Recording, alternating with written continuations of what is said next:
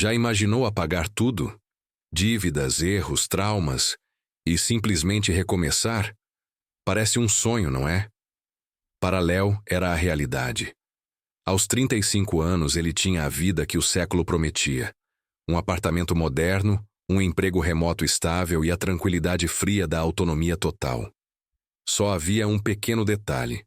Léo não tinha memórias de antes dos seus 28 anos. Não porque as perdeu. Ele as comprou.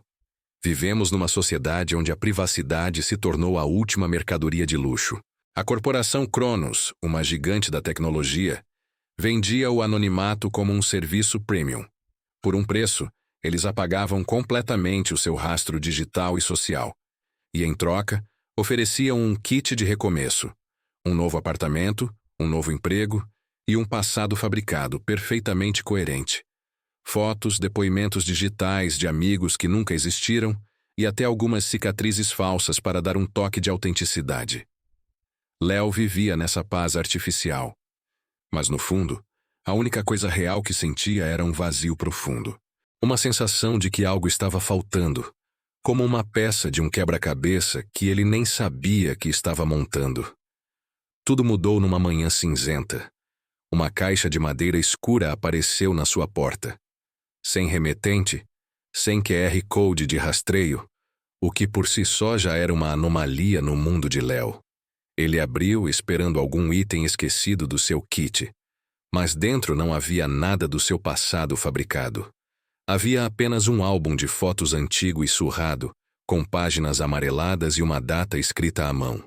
1990. O álbum continha fotos de uma infância que Léo não reconhecia, mas que, de uma forma perturbadora, ele sentia que era sua. Ele virou a primeira página. A foto mostrava um menino de uns 7 anos, sorrindo na beira de um lago. O sorriso era genuíno, despreocupado. Léo sentiu uma pontada no peito. Não era nostalgia, era pânico. Ele pegou o comunicador e ligou imediatamente para a linha de suporte VIP da Cronos. Este álbum não faz parte do meu pacote. De quem é? Ele perguntou, tentando manter a voz firme. A voz sintética do outro lado da linha, sempre calma e tranquilizadora, pela primeira vez demonstrou uma falha. Houve um silêncio de 3 segundos. Um silêncio que parecia uma eternidade. Então, a resposta padronizada veio. Todos os seus bens foram verificados e aprovados. Sugerimos descartar itens não catalogados. Cidadão 335. Cidadão 335. A designação fria e impessoal o atingiu como um soco. Ele não era Léo para eles. Era um número, um produto. Mas Léo não descartou o álbum. Algo o impedia. Ele virou mais uma página. A foto seguinte era de uma sala de estar comum, com móveis simples. Mas no canto da imagem havia um relógio de pêndulo alto, de madeira escura, idêntico a um com que ele havia sonhado na noite anterior. Não era uma memória, mas era uma pista. O terror começou a se instalar.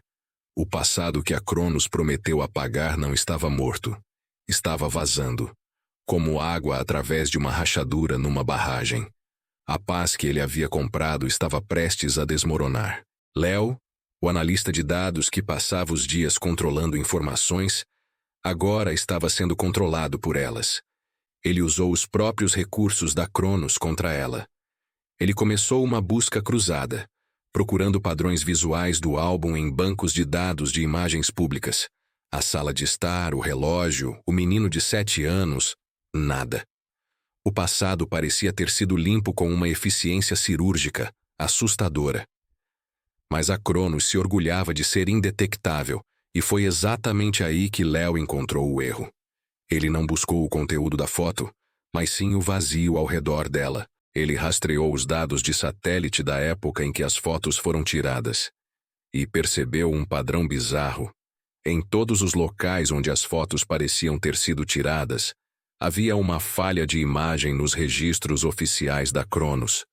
Pequenas manchas cinzentas, como se a corporação tivesse tentado apagar a geografia da sua vida, não apenas as pessoas nela.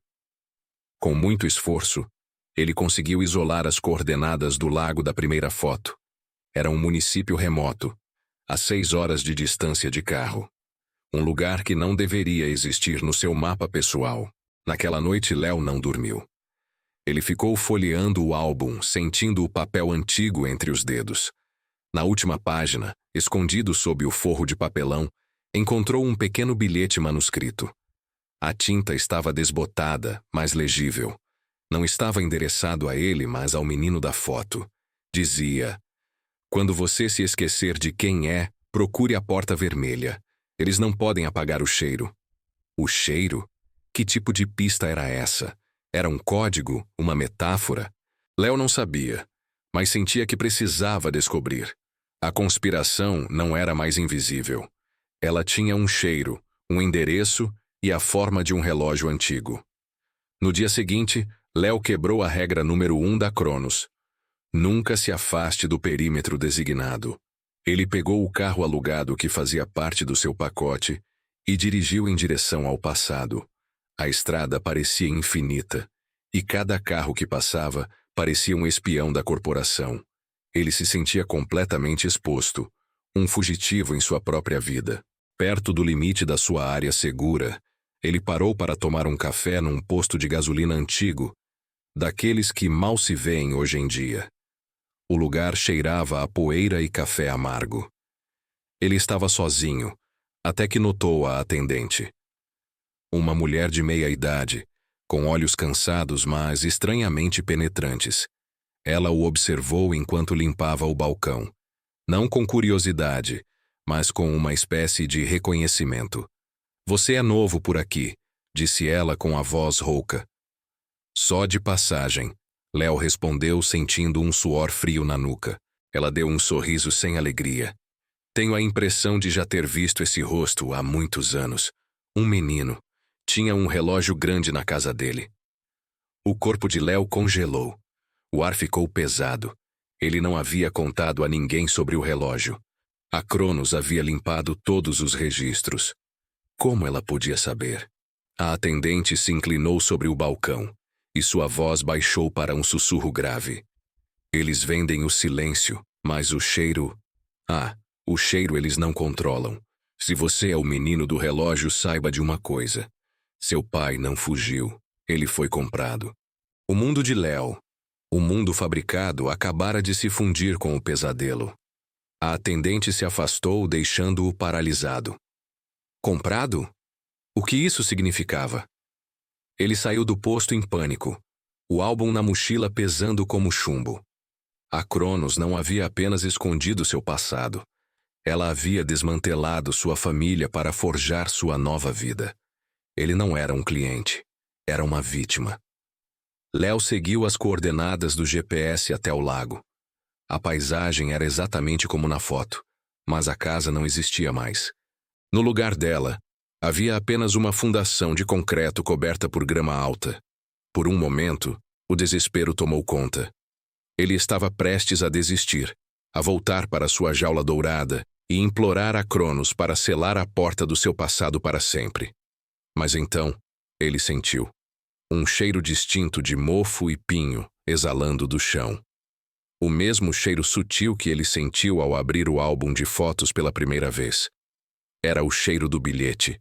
Seguindo o instinto, não a lógica, ele começou a cavar na terra solta com as mãos. E ali estava, semi-enterrada e coberta de era. Não uma porta de casa, mas a estrutura de um porão. A porta vermelha, enferrujada, exatamente como o bilhete dizia. Léo finalmente entendeu.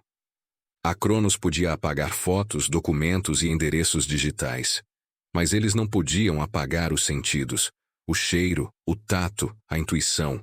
Com as mãos tremendo, Léo puxou a argola de ferro e abriu a porta vermelha.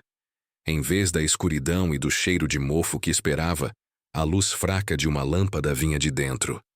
E no centro do pequeno cômodo não havia sujeira.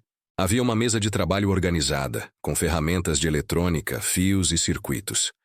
E, no centro de tudo, estava o relógio de pêndulo que ele vira na foto, funcionando perfeitamente. Afixado no relógio, um novo bilhete, com uma caligrafia firme. A caligrafia de seu pai. O bilhete dizia apenas uma palavra: bem-vindo. O mistério não era quem ele era. Ele era o menino do relógio, o filho de um homem que foi comprado. O verdadeiro mistério que começava agora era o que ele deveria fazer em seguida.